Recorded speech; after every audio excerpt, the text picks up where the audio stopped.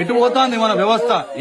ఒక్కడికన్నా ఇలా నిజాయితీగా చెప్పండి, ఎంత మంది పాల్గొండే ఇప్పుడు మన పిల్లగాడి యొక్క శవయాత్రలో పాల్గొన్నారు.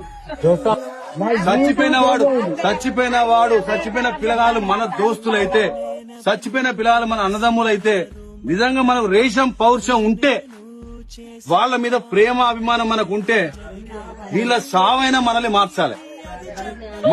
పొద్దుగాల 6 గంటలకు పోతారు, సత్తి పెట్టుకొని వేసుకొని సాయంత్రం గంటలకు పొలంలో పూజకుంటున్నాం, మా పిల్లల కొరకు మా కడుపు కొరకు పోతారా. మేము తాగి ఇట్లా రోడ్ల పాటు మాకు ఇట్లా బాగా తీసుకోవాలి. మీ కొరకు మేము బతకన్నా, మీ కొరకు మేము చావాలి. ఏం చెప్తాను, ఎటు పోతాను, మనం ఎటు అవుతాంది. ఈ రోజు ఏమైంది, దీనికి కారణం ఏంది అందరికీ తెలుసు. నిజంగా కనుక మీరు మన లోపల మానవత్వం ఉంటే, మన గుండెలు రాళ్లు కాకపోతే, మనం రాక్షసులు కాకపోతే, ఇప్పటికైనా అర్థం చేసుకుని జీవితంలో సాగుకు మించిన పెద్ద షాక్ ఉంటది. గంజాయి లాంటి పట్టుకొచ్చి ఇస్తా అంటే మనం దొరకట్లేదు. నడిపోట్లో ఆగుదాం, మార్చుకుందాం. జీవితం మళ్ళా రాదు, జీవితం మళ్ళా రాదు. మన ఊరి పిల్లగాడు నిన్నటి దాకా మనతో ఈ టైం బతికున్నాడు, మన మధ్యలో. ఇవాళ మన దగ్గర 2 పిల్లలు లేరు.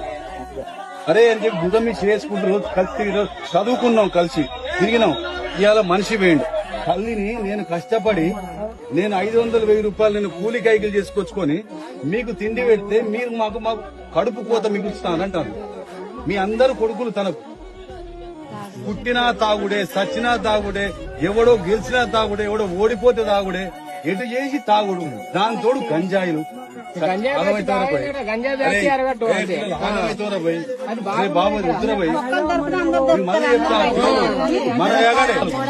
మన ఊళ్ళకెళ్ళి ఈ రోడ్ల మీద రక్తాలు దుస్తులు మార్చాలి, మీ అందరి గుణాలు మార్చాలి, మీ అందరి ఆలోచనలు మార్చాలి.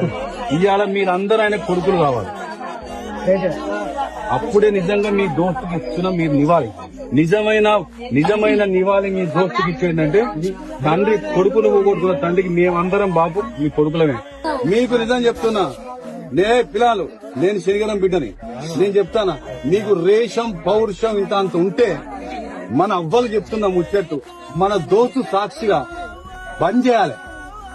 అదే పద్ధతి బంద్ చేసి ఆ దోస్తే మనల్ని